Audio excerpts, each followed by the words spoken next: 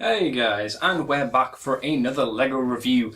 This one's a little special to me because this was gifted to me by a very good friend, Mr. Jeff. I don't think he has a YouTube channel, but Jeff got me this set, which is going to be the LEGO Lord of the Rings set, The Mines of Moria. And yeah, I wanted to do this one fairly quickly because, like I say, he got it for my birthday, which was a few weeks ago or something at this point, the 15th of November, so... Again, thank you very much, Jeff. This video is for you, I guess, but it's mainly for me because I find it fun to do them. So, we both are winners here. Yeah, this is the second most expensive Lord of the Rings set that's out at the moment until obviously the Hobbit stuff comes out, which should be Tuesday. Today being Monday, obviously tomorrow being Tuesday, the 27th, I think, of November. For us in the UK, theoretically, we're meant to get the Hobbit sets released on the 1st of December, so I'll probably be dipping into them very soon, I imagine, and my wallet will cry. But anyway, let's get on with this little video, this look at the Mines of Moria set. So, let's dig right into it. Nip. So here it is, the Mines of Moria set, or I suppose if you want to be more accurate, Balin's Tomb. You get 4 little bits of scenery here, as well as all the minifigures, and you can actually set up quite a nice little display and, recreate that scene in the movie where that cave troll comes in and he's all like, "Oh, I'm a cave troll, I'm gonna kill you." That's not what he sounds like, FYI. He's more of a Rory kind of guy than a drink tea and have a good time kind of dude. But we're not here to discuss the etiquette of how a cave troll should act. No, let's move straight on to looking at the minifigures in this set. So first we'll look at the stuff that aren't considered minifigs, the skeletons. Well, here's the first one anyway. He's a very basic skeleton. Floppy arms, not much posability unless they stick like that, I suppose. But they're not too bad. I remember these from back in day. They aren't too special, but they do the job for a dead body, if you would. I do have another one here. I dressed him up as a butcher, because he's much cooler this way, and he can cut people in half with his meat cleaver. Note, this is not the one that you get with the set. He can eat his meat, though, because he loves meat, because he's a zombie.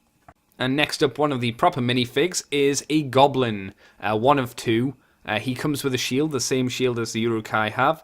We'll take that off. And he also comes with one of these swords, which I think are from the Ninjago sets, but I don't know. Anyway, kind of cool. Looks all gnarled and battered from war and whatnot, so very fitting. The Goblin himself comes with another one, and he gets a flail, and it's not quite as cool. The print on his chest is really badass. I love the red and the silver and the kind of bat-like metal plating that he's got in his chest there. It's a shame it doesn't carry over to his pants. His back's cool, and here is his other head, because he does have 2 faces. It's hard to kind of tell the difference, just kind of going back and forth, so let's put them next to each other.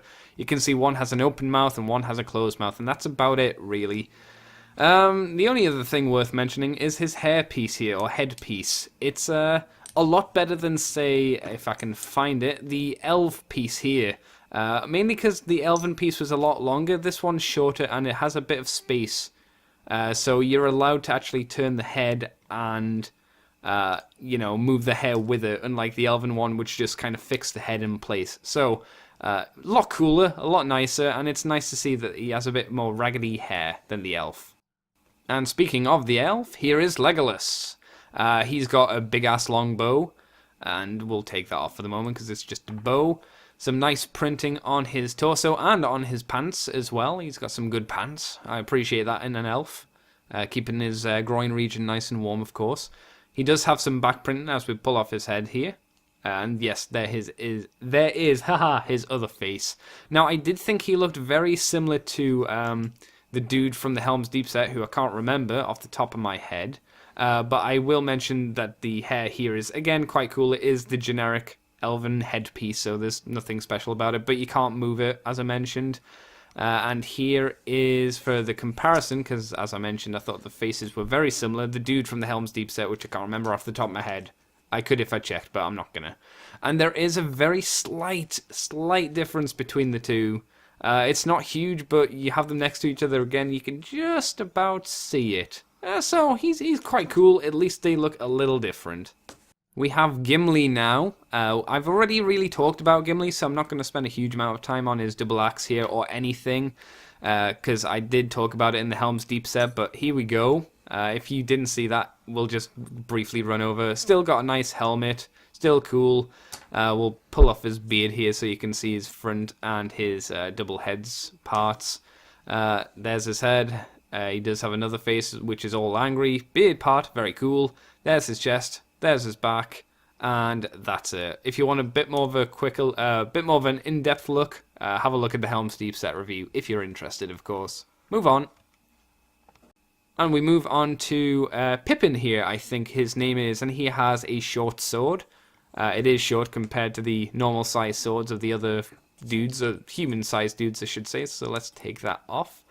Now. Pippin is all dressed up in his lovely scarf and his brown tiny pants, which is good. He does have the cool hobbity hair, we'll say, and he does have some back print on under his tiny cape, I should say, and that's quite nice. It's not as interesting as the front, but it's covered up by a cape, so what's it matter? And Pippin is known for being terrified, so here's his terrified face. And that's kind of my preference for my Pippin, if I'm honest. I like him looking terrified, like he stepped in cowpat, or something even worse than that, because bad stuff happens in the mines of Moria. Next, we have the great man who is Boromir. Now, the reason this is cool is it's Sean Bean. It's Sean Bean. Come on, guys. You need it just for Sean Bean. He does have a nice Lego shield here. It is just a shield, though, but it looks cool.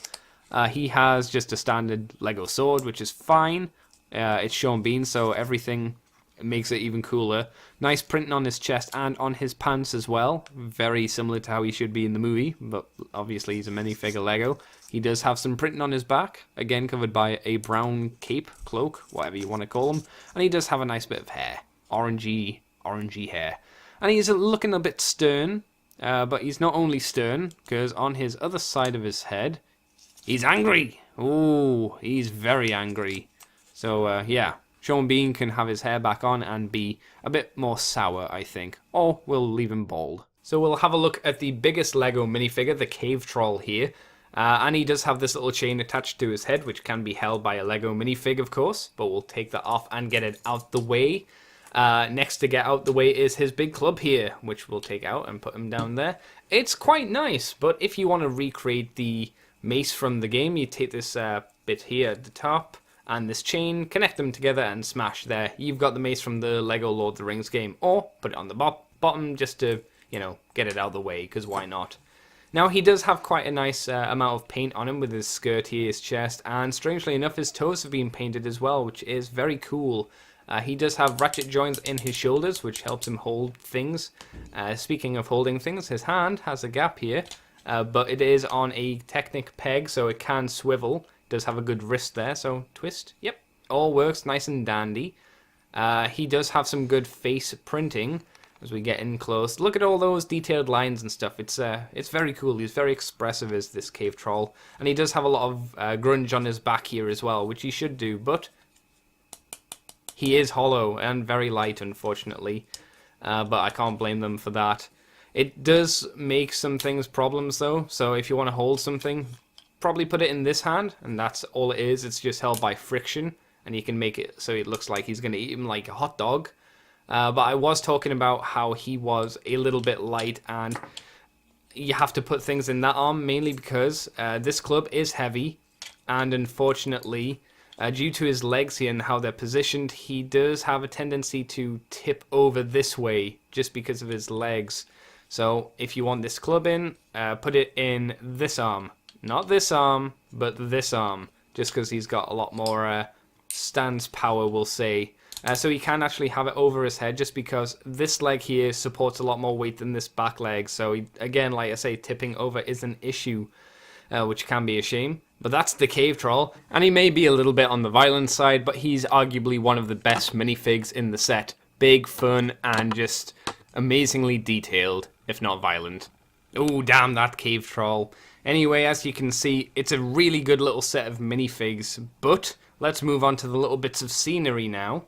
So here's our first bit of scenery. It is the well. it's quite nice, and we do have a little skeleton here holding a bucket, because that's what happens in the movie. So if we get one of our silly little hobbits here, he can, of course, if you want to make this all real, he can hold this part here, and oh, there goes the skeleton. Oh no, everybody's aware that they're there. Oh, no. Oh, I'm a goblin. No, I'm gonna stupid hobbit and bash you in the face. Stupid.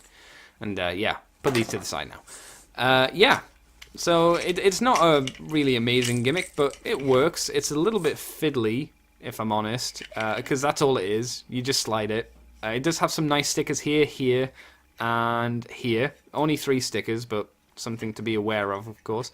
It's got a nice look to it and a nice bit of gold, I guess, because wells need gold.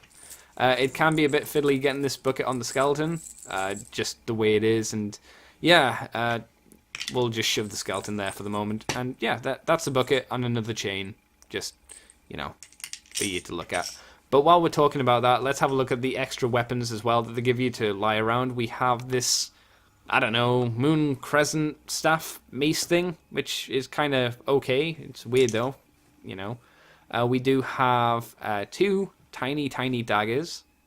These are very small, even for, you know, daggers. We have a nice battle axe here, which I do like. And we have kind of a wizard staff. Very He-Man-esque in design. And we finally have like a small sword and a small bow as well. So, yeah, I thought I'd throw them in here, because they're a good storage device to hold in the well if you want. Get in there. So yeah, that's our first bit of scenery. We'll move on to our next bit, which is, of course, Balin's tomb. I did put the book here, the Diary of Balin or whatever it's called, with the sticker on the front and on the back there. It's not bad. You open it up and there's nothing. It's an empty book. So Balin didn't write a lot, obviously. He's a dwarf, so what do you expect? The actual tomb, or coffin, I suppose, is not bad. It does have a little gimmick here, but I'll show you that in a bit. Or will I show you now? No, I'll show you now. This is what it's meant to do. Boom. Boom. Yeah, it's meant to kind of ricochet the lid off and show the skeleton on the inside. I haven't got it to work too well. It's just a simple flip thing, but if you want, what I like to do is get the body and defile it by flicking it into the air, because I'm a horrible human being. Or get Pippin there and go, "Why, go away, Pippin." A stupid hobbit. But the skeleton loves it though. Yeah, it's not a bad gimmick. It just it doesn't really launch the thing off. The actual base is okay. It's really kind of cemented by this top here, which is quite nice to build. And that's what really sells it. We do have a sticker here, here, and here. And then on the top, obviously, these 2 bits, which are really well done, and I think are exactly how they look in the movie, apart from Lego. But I haven't lined them up correctly, but these stickers were annoying to apply, if I'm honest. But, you know, the tomb comes across fairly successfully, I would say. I like it. Next up, the biggest part here is the doors. We do have a spear here. If you want, maybe you can shove that on the door, and there is another spear on the back, so, I don't know, maybe you can jam this against the door to stop the orcs coming in, or the goblins, so maybe you wanna... No, actually, well, that actually worked quite well, so let's put that there. And that... Oh, come on. God, don't fight me, spear. I'm saving the world. Like that.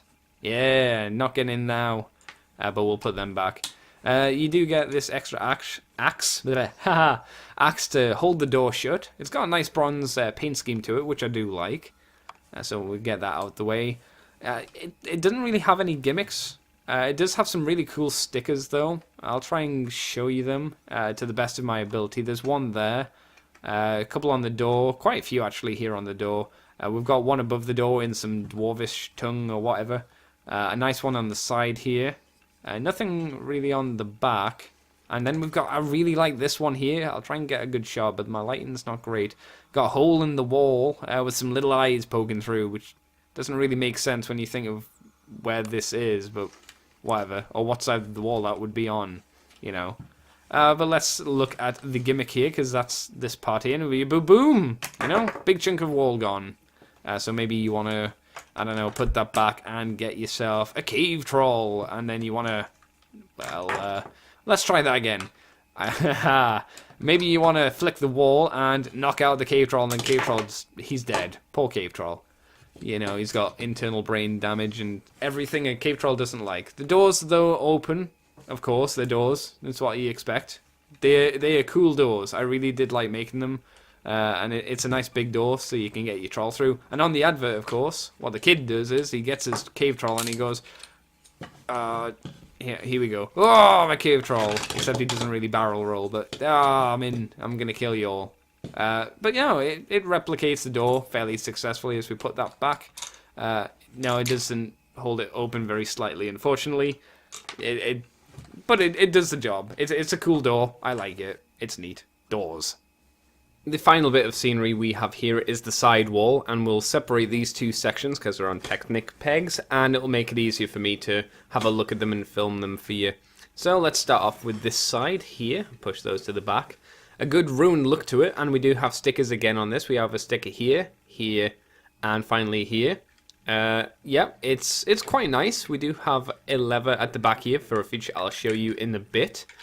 Yep, that's all there is to say here. The next section is, well, pretty much the same. Again, we have a sticker at the bottom here, another one on the tower here, and finally this big one right on the end. It's nice that it's a little bit different from the other side, with the skull there for a bit of effect. Another lever, and one thing to mention is it is hollow on the inside, but you know, it's too much to ask for them to do more bits because that would up the price.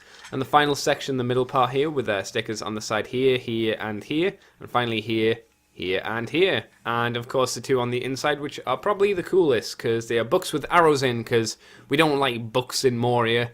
We hate learning. And talking of accessories, which we weren't, but here's one. Here is a little bottle, or maybe it's a glass. I don't know. But either way, you can, you know, just shove that there. We have a barrel with one pickaxe in, because that's what you need when you're reading a good book, and we'll take it out because it's a bit too much. We do have a treasure chest here in the back, and yeah, there's the thing to push it out. So all you'll do is, obviously, you push that out, and boom, there's the treasure chest. And what's it got inside? Some junk. You know, some treasury goodness, which is always good for those looking for treasure in Moria.